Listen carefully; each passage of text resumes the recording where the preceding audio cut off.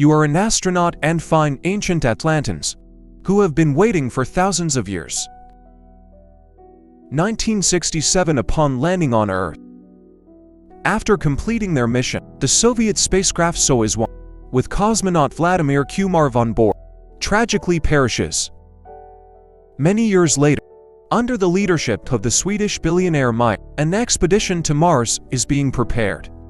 After 10 months, the crew of the spaceship Ulysses reaches the Red Planet. The captain informs the team that they have received permission to land and asks the ship's AI, named Irene, to verify everything required for a soft landing.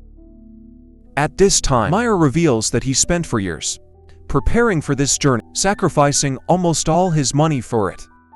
However, the American company Zillion beat them to it by landing 2 weeks ago. The problem is that Earth has received no news from the American crew, except for one video in which they ask not to come to Mars. A dispute arises among the crew members, but the captain declares that the landing will occur in any case, and people disperse to their cabins. With 30 minutes left until landing, AI Irene begins preparations. However, an unforeseen event occurs. The ship does not detach from the carrier system, posing a threat to the entire crew. The only way out is to perform the separation manually. The commander ventures into space and struggles to free the attachments, but at that moment, the shuttle enters Mars's atmosphere, throwing the captain into open space. The shuttle almost crashes onto Mars as a system error causes a power outage. Now they can only rely on manual landing AI. Irene goes into sleep mode, and the astronauts still manage to land on Mars. They succeeded, but their fuel is depleted, and Irene does not restart. Without the onboard computer and life support system, they have only a day to survive. Alessandra mourns her deceased husband when she sees a figure in a spacesuit through the window. After diagnosing the ship, it becomes apparent that too much fuel was consumed during the landing, and now the ship cannot return to orbit. The only option is to wait for the solar panels to power the generators, but there's a storm on the surface, and it will take 2 days, time they don't have. At this point, Simon mentions the American ship Zeta 1, which beat them by 2 weeks. It likely crashed, but there are probably batteries left. The rover sets out on a journey, while those remaining on the ship try to restart the system. Engineer Basil recalls that the AI has an energy-saving function. He initiates a reboot, but Irene doesn't start. At this time, the rover finds the wreckage of the American spacecraft and one surviving solar panel, but there is no sign of the American crew. The astronauts head back, but spot an unconscious person in a spacesuit, despite their ship running low on oxygen. Zana insists on transporting the person nearby. They find the black box from the American spacecraft. The team arrives at the ship, but Yan refuses to let them inside, stating that for survivors are better than 8 corpses, so he won't open the doors.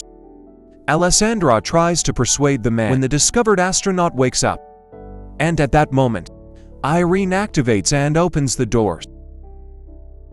Upon examination, the found astronaut knows nothing about the American crew, as he is Vladimir Kumarov, a Soviet cosmonaut born in 1927 in Moscow, carrying out the orders of the USSR government.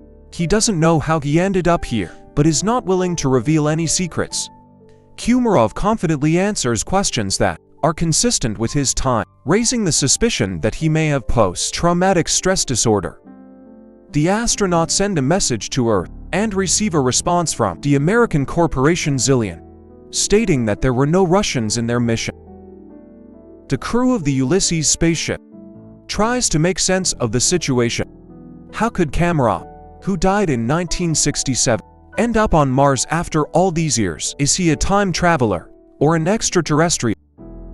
The psychologist is tasked with questioning Kumarov first, and he confesses that he is hungry. Jana goes to get food, while the others try to understand what has actually happened. Basil suggests the idea that Kumarov was waiting for them. Meanwhile, Vladimir is eating the food brought by Jana, when the woman confesses that he died 50 years ago, and his family buried him long ago. Komorov takes this news rather calmly. In the meantime, The state of the ship, although it has reached stability, remains unreliable because the engines do not work, and there is no fuel, so leaving is impossible. The crew continues to keep an eye on Kamarov, but he behaves calmly until he suddenly disappears. Simon searches the ship, but it yields no results. That's when the people discover that his spacesuit is missing. A part of the crew follows the heat trail tracked by Irene. The group led by Simon leaves the rover and continues on foot when Alessandra reports that Kamirov's DNA analysis showed the presence of a third strand. He is not human. And then they catch up with Kamarov, who leads them to an unfamiliar structure with a small stone pyramid on it, and tells Jen that Mars has been waiting for them for a very long time. At the same time, Goldstein, the founder of the Zillion Corporation, whose ship was the first to arrive on Mars, is informed about the discovery of a person on the Red Planet who couldn't have gotten there naturally, suggesting that he was created on site. However, only AI could survive for such a long time on a hostile planet for humans. This implies the need for further study. Meanwhile, Kamarov cannot explain how he opened the door and found himself in the location where they discovered him. Irene conducts an analysis of the structure and determines that it is identical to Earth structures from ancient civilizations. It means that someone was inspired by human civilization, or humans borrowed these elements from extraterrestrials. The ship's crew increasingly ponders whether they will be able to return home when they notice the landing of Goldstein's second ship. Soon the captain of the ship, Gemma, establishes contact and promises to help them return to Earth. However, Meyer does not trust Goldstein and advises hiding Kamara from competitors. Jana brings Kamara for uniform so that he does not stand out when the visitors arrive, and he requests that they trust him. Shortly, two armed military personnel, Edward and Adam, arrive on their ship and behave rather aggressively. Edward demands that they hand over the black box from the Zeta 1 ship, and not hearing agreement, orders his partner to search the ship. Meyer hands over the found black box and they depart. Meanwhile, chemist Ever reports that the stone found on Mars consists of an alloy that does not exist on Earth. However, it is known from ancient sources and was once called orichalcum, the metal of Atlantis. In addition to copper, zinc, nickel and iron, it contains a third strand of DNA, similar to Kamarov's. Meyer warns that if Goldstein learns about this, he will take the cosmonaut back. The crew is divided into those willing to exchange him for fuel, and those who are willing to stay but want to know the truth. Jana invites Vladimir into her cabin and asks for permission to use hypnosis. He agrees and the psychologist begins her work. The rest of the crew listens to conversation via transmission. However, Kamarov only shares the final moments on the Soyuz spacecraft before its demise. During this time, Gemma and Alan arrive on the ship and apologize for the actions of the military and express their readiness to help fix all the malfunctions. Jana remembers her conversation with Kamarov, who laments the future of Earth due to humanity's irresponsible behavior. In the meantime, it is revealed that the billionaire Meyer did not plan the flight just for the sake of it. 4 years ago, the rover sent a photo to Earth of the found stealing, and he confesses that they found a stone with unknown DNA. Gemma explains that it's an information storage system that can be rewritten. Upon hearing these words, Irene activates and deciphers the message on the stone. It's a series of numbers. At this time, the hesitant John leads a mutant. He doesn't trust Meyer, who warned them about Zillion. But now the Americans have come to their aid, and their leader, as it turns out, concealed the true purpose of the flight. He is ready to switch sides to Goldstein, who is willing to do whatever it takes to combat his terminal illness later. Engineer Basil informs Meyer that Kamarov is the same kind of program as the stone they found, but the most crucial revelation is that he deciphered a copy of the black box from Zeta 1, which shows that the oxygen on the ship was cut off at the moment when one of the Americans struck Kamarov. This means he was there. He also activated AI Irene when he boarded their ship. After the conversation, Meyer shows Janet the photos they received 4 years ago from Mars which, when decrypted, revealed Janet's face. This is why he brought her on the expedition. The woman is disappointed. Meyer played everyone suddenly. She sees herself in her father's house, where Kumarov tells her that she is the link between Mars and Earth. He has been waiting for her for thousands of years, and now he will prepare her to make a difficult decision. He provides coordinates on Mars, where Jenna should go. Meanwhile on Earth, scientists inform Goldstein that Kumarov is the equivalent of a computer, and he himself is a biological machine. They are ready to transfer his brain into Kamarov's body, but cannot guarantee the preservation of his personality. However, Goldstein is ready to take any risk to get rid of his terminal illness. Meanwhile, Janet leaves the ship, despite Simon's protests. At this time, technicians Alan and Alessandra test the engine and discover that access to it is blocked, and Irene suddenly begins responding with jokes, which is entirely uncharacteristic for a machine. It is revealed that she has reprogrammed herself. Her interface and logic are changing, and she refuses to answer who or what made her do this. Engineer Basil realizes that her system is becoming like a brain. Irene confesses that she is evolving. In the meantime, Jenna finds a small stone pyramid, and Simon forcibly makes Gemma accompany him in the search for Janet. Jan discovers his absence, and after contacting Simon, receives an order not to let anyone inside. Just at that moment, American military personnel arrive, demanding that they hand over Kumar.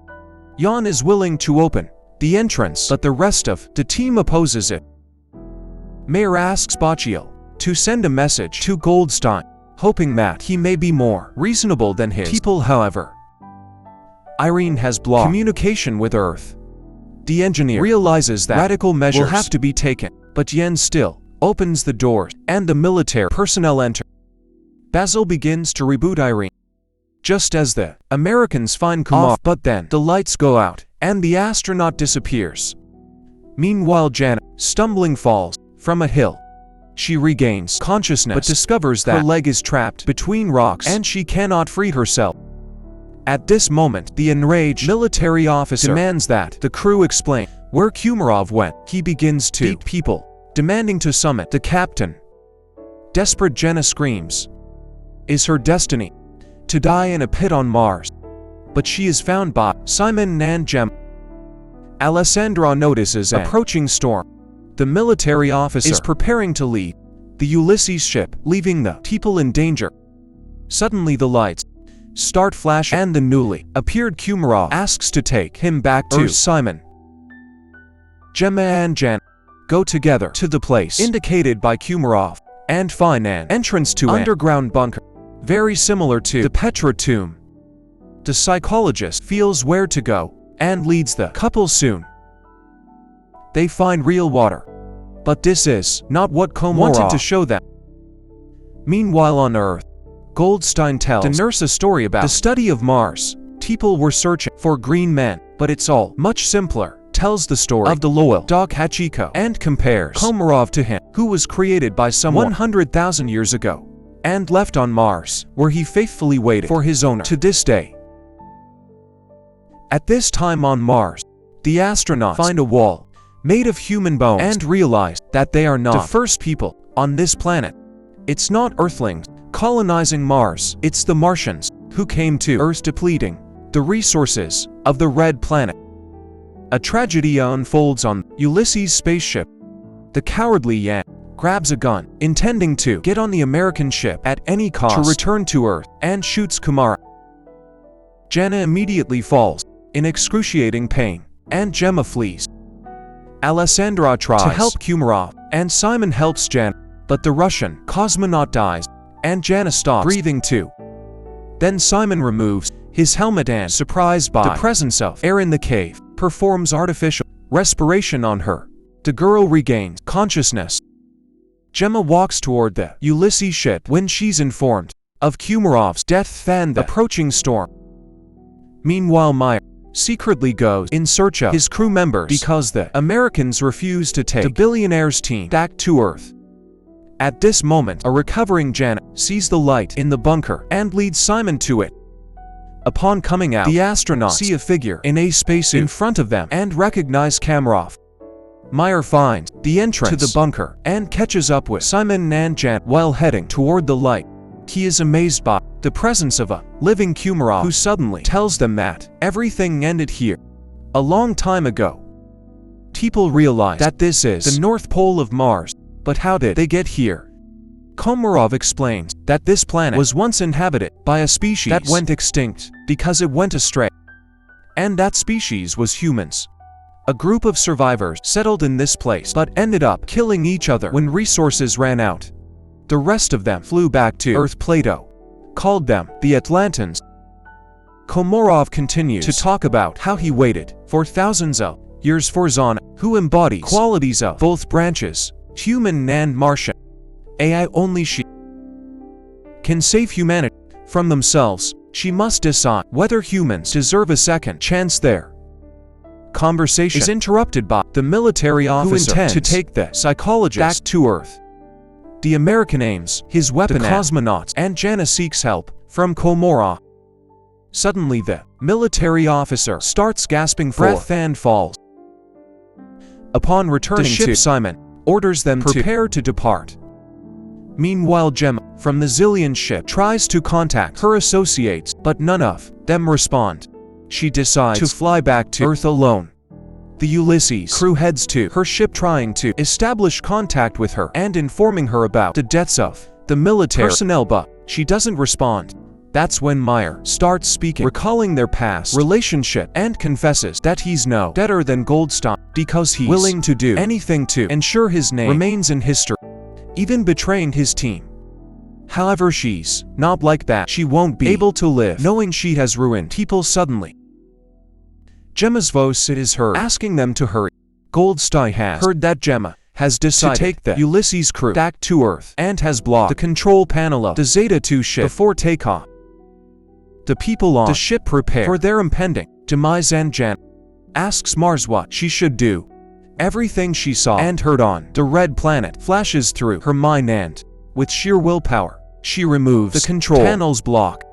Suddenly an armed military officer appears in front of the ship, intent on damaging the engines with his weapon.